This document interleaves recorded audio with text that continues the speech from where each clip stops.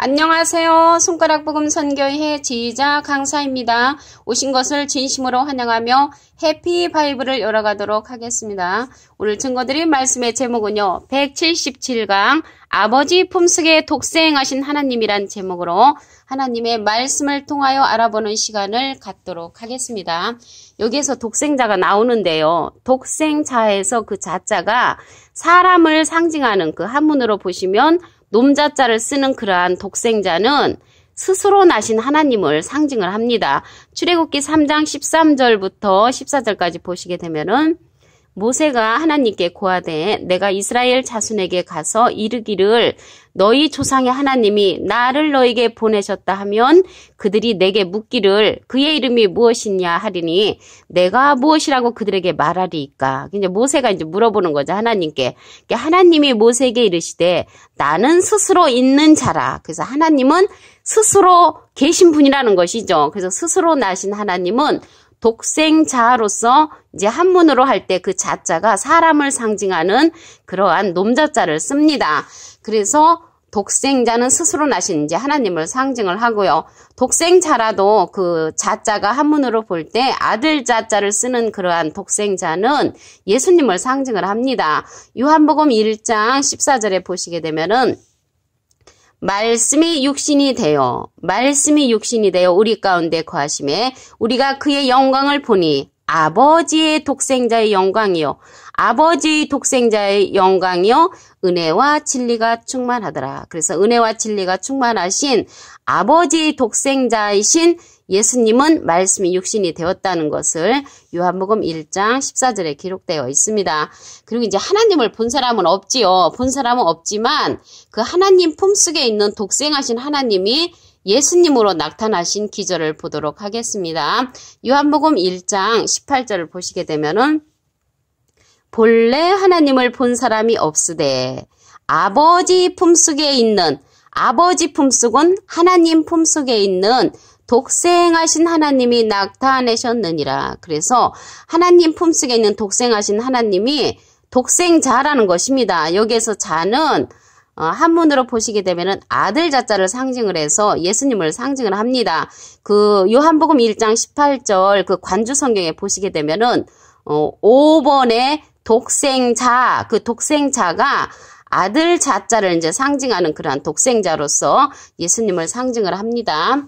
그리고 예수님은 외아들이 아니고 독생자이시라고 하였습니다. 예수님의 외아들이 아닌 그러한 내용은 로마서 8장 19절에 보시게 되면은 피조물이 고대하는 바는 하나님의 아들들이 나타나는 것이니 그래서 하나님의 아들들 그래서 외아들이 아니고 하나님은 아들들이 많이 있습니다. 욥기서 38장 7절에도 보시게 되면은 그때의 새벽별들이 기뻐 노래하며 하나님의 아들들이 그래서 하나님의 아들들이 많이 있다는 것을 욥기서 38장 7절에도 기록되어 있고요. 창세기 6장 2절에도 보시게 되면은 하나님의 아들들이 사람의 딸들의 아름다움을 보고 자기들의 좋아하는 모든 여자를 갖다 아내로 삼는 내용이 나오지요. 거기에서도 하나님의 아들들이 나옵니다. 창세기 6장 4절 그 중간에서도 보시게 되면은 하나님의 아들들이 사람의 딸들로 이제 자식을 낳았다는 내용이 나오지요. 그래서 하나님은 아들들이 많이 있다는 것을 볼 때 외아들이 절대적으로 예수님은 아니라는 것을 알 수가 있습니다.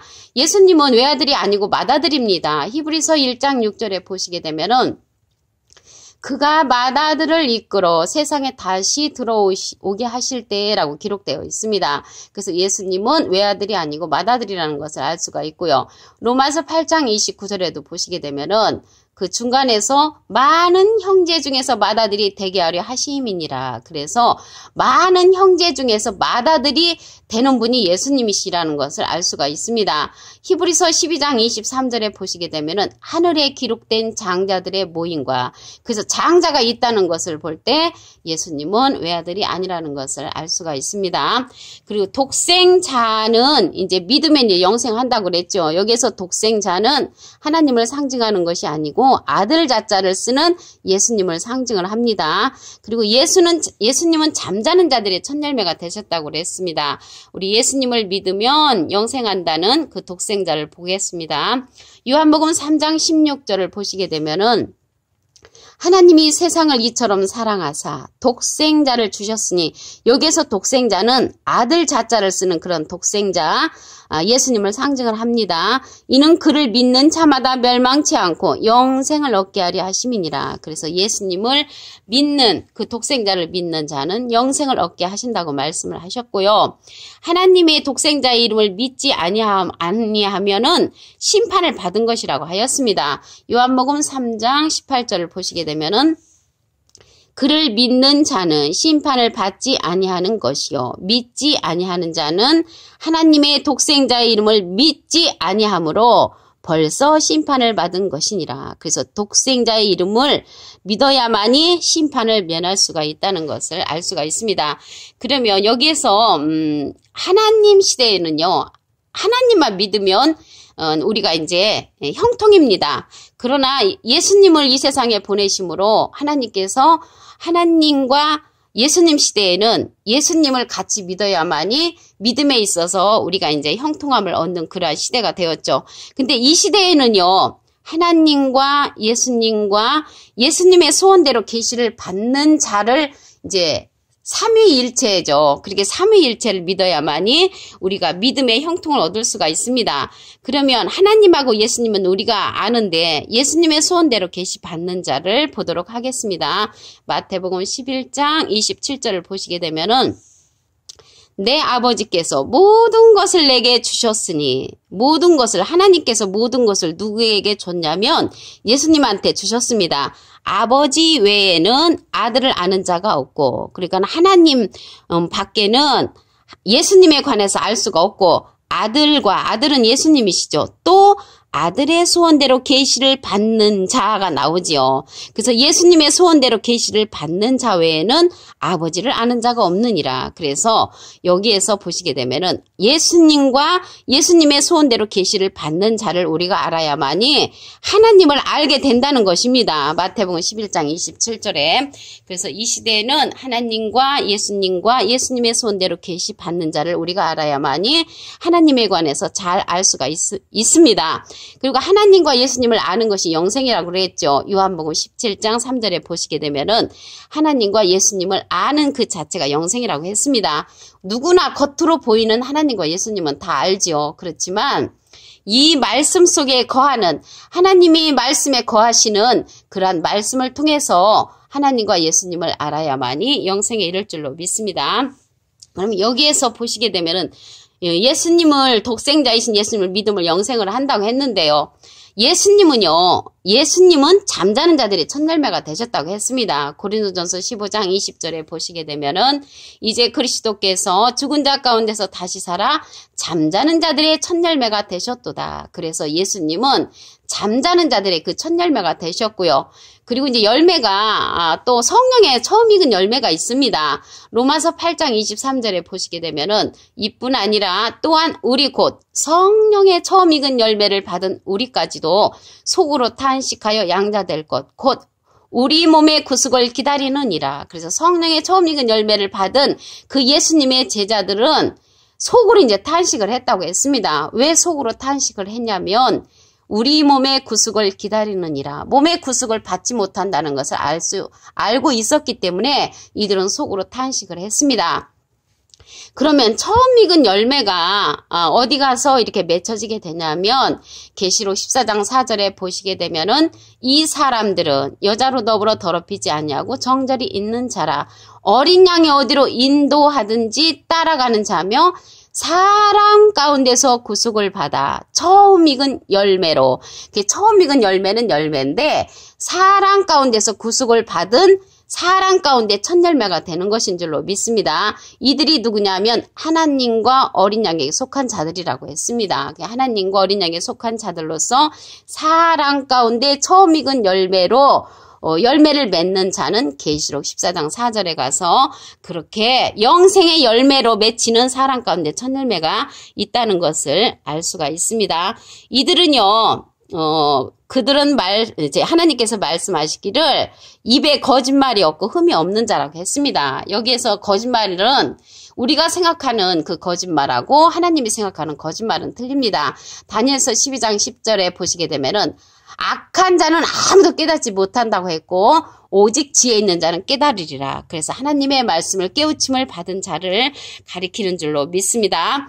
그래서 오늘 보면요. 아버지 품속에 독생하신 하나님이 있는데 아버지 품속에 독생하신 하나님은 한문 성경으로 볼 때 그 사람을 뜻하는 그러한 자자로서 놈자자를 쓰지요. 독생자는 스스로 나신 이제 하나님을 뜻하는 것을 보도록 하시면 출애굽기 3장 13절부터 14절에 여기에서 이제 모세가 하나님께 물어보지요. 내가 이스라엘 자손에게 가서 하나님이 나를 너에게 보내셨다 하면 내가 뭐라고 말을 해야 합니까? 이렇게 모세가 물어보니까 하나님이 모세에게 대답을 하죠.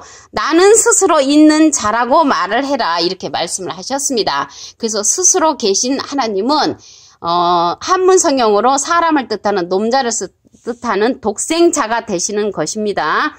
여기에서 한문을 보시면 독생자, 사람을 뜻하는 놈자를 쓸 적에는 하나님을 상징을 하고요. 아들 자자를 쓰는 그러한 독생자는 예수님을 상징을 합니다. 요한복음 1장 14절에 보시게 되면은 아버지의 독생자의 영광이요. 그래서 아버지의 독생자의 영광이 대신 예수님은 말씀이 육신이 되셨다고 하셨죠.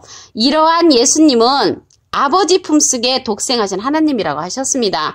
요한복음 1장 18절을 보시게 되면은 본래 하나님을 본 사람이 없으되 아버지 품속에 있는 독생하신 하나님이 나타내셨느니라. 그래서 아버지 품속에 독생하신 하나님은 그 관주 성경에 보시게 되면은 5번에 독생자에서 아들 자자이신 그런 아들을 상징하는 독생자, 홀로서 나신 하나님이신 아들은 아버지 품속에 있는 독생자이신 하나님이시라는 것이 요한복음 1장 18절에 기록되어 있습니다. 그래서 독생자를 믿으면 영생한다고 그랬죠. 우리가 이제 영생을 하는데 요한복음 3장 16절에 보시게 되면은 하나님이 세상을 이처럼 사랑하사 독생자를 주셨으니 이는 그를 믿는 자마다 멸망치 않고 영생을 얻게 하려 하심이라고 했습니다. 그리고 하나님의 독생자의 이름을 믿지 아니하면 심판을 받은 것이라고 했지요. 요한복음 3장 18절을 보시게 되면은 그를 믿는 자는 심판을 받지 아니하는 것이요 믿지 아니하는 자는 하나님의 독생자 이름을 믿지 아니함으로 벌써 심판을 받은 것이니라. 그래서 이 시대에는 하나님과 예수님과 예수님의 소원대로 계시 받는 자를 이제 믿어야 되는 그러한 시대가 되었습니다. 마태복음 11장 27절을 보도록 하겠습니다. 내 아버지께서 모든 것을 내게 주셨으니 아버지 외에는 아들을 아는 자가 없고 아들과 또 아들의 소원대로 계시를 받는 자 외에는 아버지를 아는 자가 없느니라라고 했습니다. 그래서 아버지 하나님에 관해서 잘 알려면 아들의 소원대로 계시를 받는 자를 우리가 만나야만이 아버지에 관해서 알게 되는 줄로 믿습니다. 왜 아는 것이 그렇게 중요하냐면 요한복음 17장 3절에 보시게 되면은 영생은 유일하신 참 하나님과 그의 보내신 자 예수 그리스도를 아는 것이라고 했습니다. 호세아 4장 6절에 보시게 되면은 내 백성이 지식이 없으므로 망한다고 그랬죠. 그래서 하나님에 관해서 아는 지식이 있어야만이 우리가 영생을 하게 되는 줄로 믿습니다. 사람 가운데 그 첫 열매는 계시록 14장 4절에 가서 맺는다고 그랬지요. 영생의 열매로서 맺는 자를 보도록 하겠습니다. 계시록 14장 4절 이 사람들은 여자로 더불어 더럽히지 아니하고 정절이 있는 자라 어린 양이 어디로 인도하든지 따라가는 자며 사람 가운데서 구속을 받아 여기에서 사람은요 영역이 다 있는 그러한 사람을 뜻합니다. 사람 가운데서 구속을 받아 처음 익은 열매로 하나님과 어린 양에게 속한 자들이라고 기록되어 있습니다. 그래서 첫 열매로 사람 가운데 첫 열매로 맺혀지는 저와 여러분이 되기를 바라면서 아버지 품속에 독생하신 하나님에 관한 말씀을 마치도록 하겠습니다. 감사합니다.